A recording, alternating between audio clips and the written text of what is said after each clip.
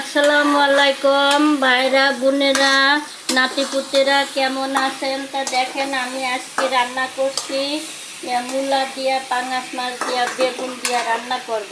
তা দেখেন আমার আজকে মশলাটা ভালো করে কষিয়ে আমি মূলা দিয়ে কষাচ্ছি। আমার কষানো হয়ে গিয়েছে, এখন আমি একটু পরেই পানিটা দিয়ে দেব। হ্যাঁ, হ্যালো, এই যে আমি পানিটা দিয়ে দিচ্ছি। এই দেখেন, হ্যালো গাইস, আমি এতে 5 মিনিট পরে এতে মাছটা দিয়ে দেব।